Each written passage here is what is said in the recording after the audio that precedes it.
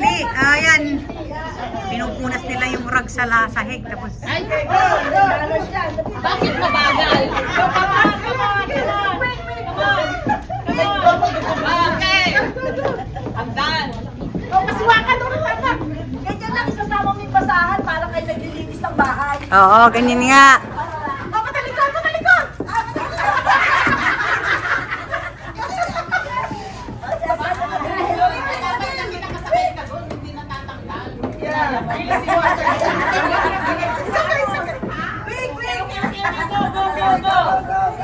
Go manang go! Go manang go!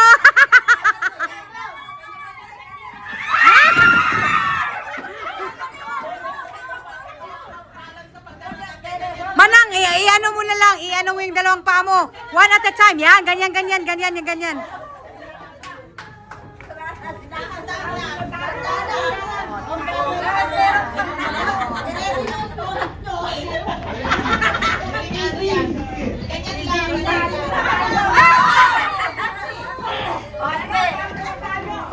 Mother, careful, mother. Mother, careful.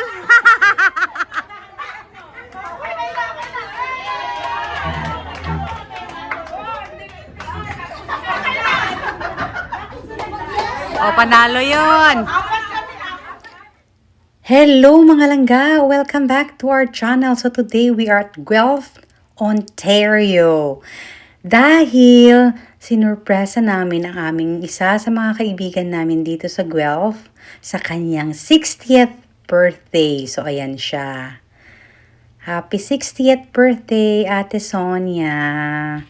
So join us today in today's episode as we join and celebrate the 60th birthday of our dear friend.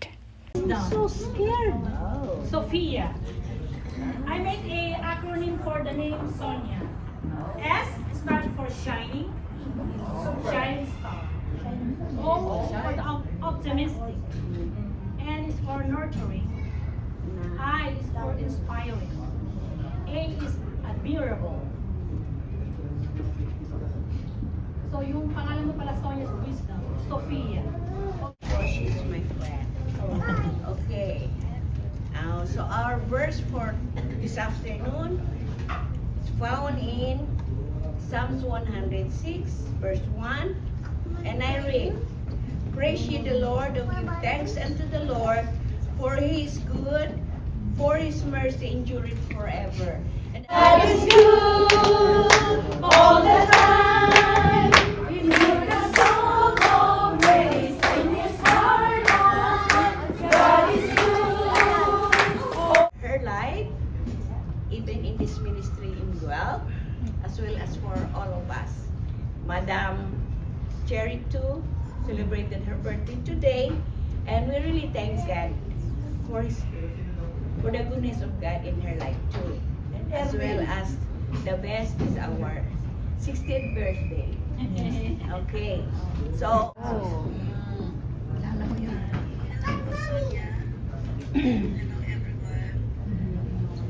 Sister. Happy 60th birthday to you, my dear sister.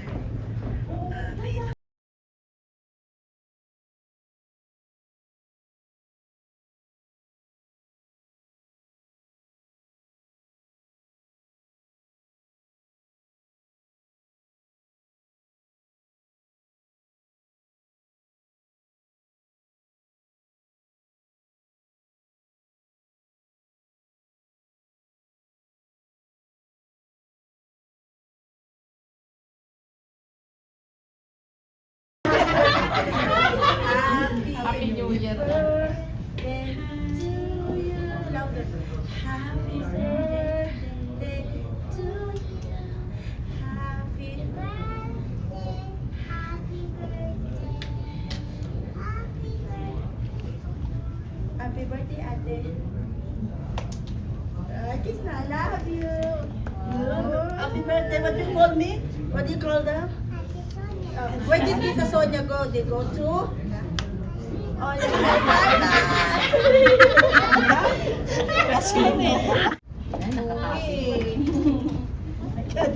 birthday. Well, I thank God, I praise God for Tita Sonia's life because she's truly a blessing, not only to me, as we all know, she's really a blessing to many people who surrounded. Anyway, to those who doesn't know, Tita Sonia, God used Tita Sonia for me to be able to come to Canada. And I thank God because she is very helpful even to our family. Mahilig siyang tumulong. And in spite of her struggle in life, yung mga problems that she encountered, her faith in God is still the same. So that's what makes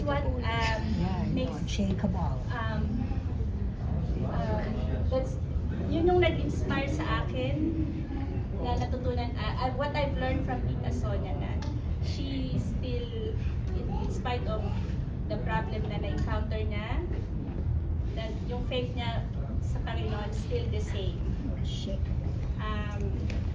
I just pray for God na more blessing, long life, and Another 60 years.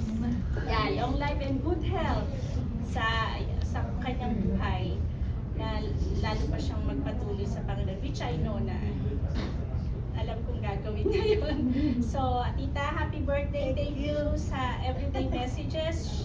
Even though we don't see each other often, even we are in Guelph, we don't see her very much often, but she keeps on sending message every morning. 5 o'clock, 5:30 pa yun. So thank you, Tita. I really appreciate that. And we love you so much. And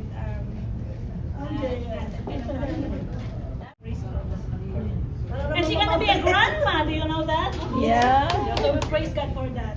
And she shared our struggle, I shared the struggle with her, and we praise God for that.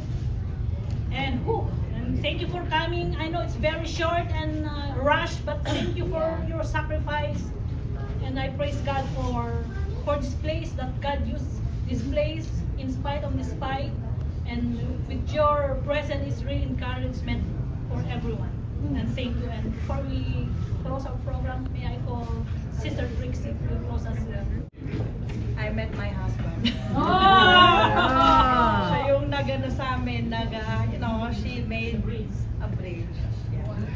So, I praise God for her life because way back in Toronto, whenever she goes there every weekend, she always tells me that I hope that someday you will move to Guelph because I want you to live near our place, and she wants us to be in this church. So May husband is here. Buti sinurprise lo ko. No, kaya Miss Ebony doesn't want to go somewhere. So much. To God be the glory. And I just want to praise and thank for the family of Madel. I met Madel and their family, and let's pray for them that they want to move here in our church. And you know what? I just little story. I met them in the hospital. And in the hospital, and then she's so shy. And then and my candle is burning. Happy birthday to you. Happy birthday to you. Happy birthday. Happy birthday. Happy birthday to you. Oh, thank you, thank you. Blow it, Kuya Edmond. Sweetheart, dali ka na, utang na loob. Utang na loob daw.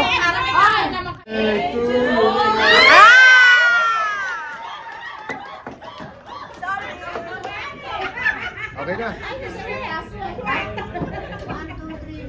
Sorry sa pastor, ha? Okay, join.